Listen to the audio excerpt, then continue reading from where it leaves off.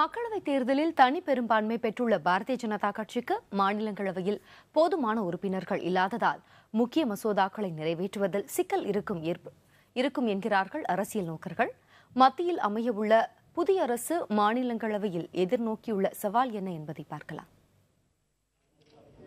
நடந்து முடிந்த மக்களவைத் தேர்தலில் 282 தொகுதிகளை கைப்பற்றிய பாரதிய ஜனதா கட்சி தனி பெரும்பான்மையுடன் மத்தியில் ஆட்சி அமைக்க உள்ளது. ஆனால் அந்த கட்சிக்கு மாநிலங்களவையில் 46 உறுப்பினர்கள் மட்டுமே உள்ளனர். சிவசேனா, தெலுங்கு தேசம், சிரோன்மணி அகாலிதளம் உள்ளிட்ட கூட்டணி கட்சிகளை சேர்த்து தேசிய ஜனநாயக கூட்டணிக்கு மாநிலங்களவையில் 64 உறுப்பினர்கள் இருக்கிறார்கள். மொத்தம் 245 உறுப்பினர்களை கொண்ட மாநிலங்களவையில் தற்போது 240 உறுப்பினர்கள் உள்ளனர். இதில் 5 இடங்கள் காலியாக இருக்கின்றன.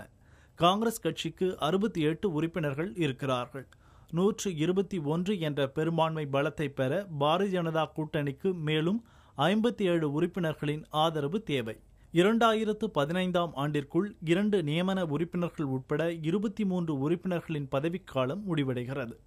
அப்போதும் கூட பெரும்பான்மை பலத்தை பெற முடியாத சூழல் பாரதிய ஜனதா கட்சிக்கு இருப்பதால் மற்ற கட்சிகளின் ஆதரவை நாட வேண்டிய நிலை ஏற்பட்டுள்ளது.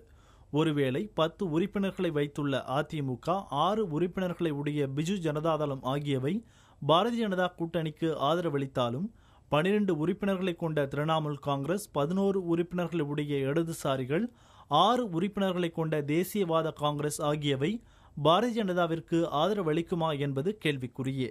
14 உறுப்பினர்களை வைத்திருக்கும் மாயாவதியின் பகுஜன் சமாஜ் கட்சி, 9 உறுப்பினர்களை கொண்ட முலாயம் சிங்கின் சமாஜ்வாதி கட்சி, 4 உறுப்பினர்களை கொண்டுள்ள திமுக ஆகியவையும் மாநிலங்களவையில் பாரதிய ஜனதாவை ஆதரிக்குமா என்பது விடை காண முடியாத கேள்வி.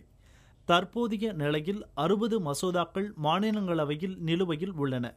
நீதித்துறை தேர்வாணைய மசோதா, உயர்கல்வி மற்றும் ஆய்வு மசோதா, ஊழல் தடுப்பு சட்டத்திருத்த மசோதா உள்ளிட்டவை இதில் அடங்கும்.